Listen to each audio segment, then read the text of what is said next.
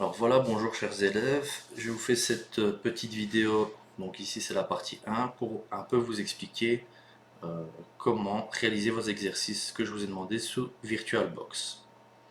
Alors comme d'habitude, la première chose, c'est toujours d'avoir votre plan du réseau, comment vous allez agencer votre réseau, donc un plan visio à la base. Alors dans l'exercice, voilà, vous avez cet exercice-ci, avec un Windows Server qui va gérer de Windows 10 en tant que client. Moi, ici, sous mes machines sous VirtualBox, tout était déjà configuré comme ceci, avec un peu plus de machines. Donc j'ai repris exactement la même chose, sauf que je me suis dit je vais travailler uniquement avec le switch 1 et je vais rajouter une machine Windows 10 en tant que client. Évidemment ici on a un Linux qui ne pourra pas être client de notre serveur.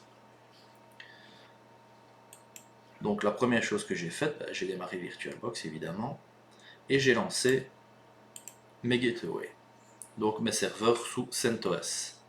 Alors je les ai lancés, j'ai vérifié, voilà, donc switch 1, je vais travailler sur ce réseau-ci, sur ETH1, avec mon adresse de passerelle, je vois que je suis en /24, donc j'ai choisi le /24 par souci de simplicité dans un premier temps, après libre à vous de recalculer vos masques de sous-réseau. J'ai lancé ma seconde gateway, et ma machine Windows 10 ici. Alors, je travaille uniquement en statique. On pourra par la suite créer, de notre serveur pourra faire DHCP. Et ici, je préfère travailler en statique. Alors, j'ai modifié les paramètres, comme vous connaissez tous, un panneau de configuration. Dans la simplicité, protocole IPv4. Et voici l'adresse que j'ai choisie pour ma première machine Windows 10, qui est devenue 4.5. Donc la 4.2 était pour le Linux et la 4.3 était pour mon serveur. L'adresse de passerelle est respectée, le DNS, voilà, histoire d'avoir Internet, enfin, d'avoir une résolution de nom de domaine. Alors j'ai aussi lancé un ping, ça c'est assez important, donc premièrement un ping Internet, mais surtout un ping vers mon serveur. Il faut savoir qu'il faut déjà avoir une communication entre mon Windows 10 et mon serveur pour être sûr que mon AD puisse fonctionner. Donc ici, il n'y a vraiment aucun souci. Tout fonctionne bien. Donc cette machine qui est une machine client, par la suite, je vais devoir la faire rejoindre mon domaine. Parce que pour l'instant, elle est configurée en tant que groupe de travail et non que domaine. Et non domaine. Voilà, je la mets de côté. Je mets mes gateways de côté. Et je vais voir un petit coup d'œil ici. Alors, Windows Server 2012. Configuration. Réseau. Voilà, je vois que je suis bien sur le switch 1.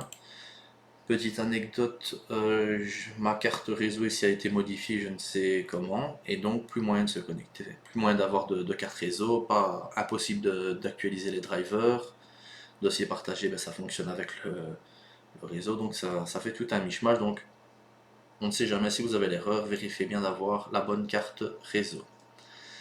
Autre chose, dans l'onglet général, vous allez dans description et vous notez vos logins et vos mots de passe.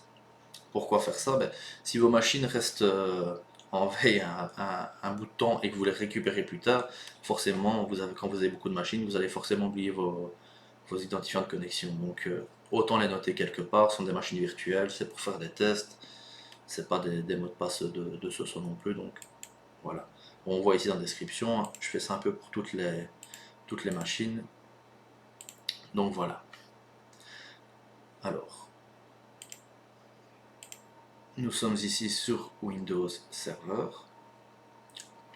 S'il veut bien, il est un peu fatigué. Alors, voilà, il a bien voulu. Impossible de faire un contrôle Alt Delete via le clavier. Vous en doutez, forcément on va repasser là-dessus. Le voyez peut-être pas que l'enregistreur. Donc on va dans Entrée, clavier, envoyer un contrôle Alt Delete. Alors ici, malheureusement, ma souris ne peut pas être capturée avec mon logiciel de capture d'écran, donc je vous récupère juste après.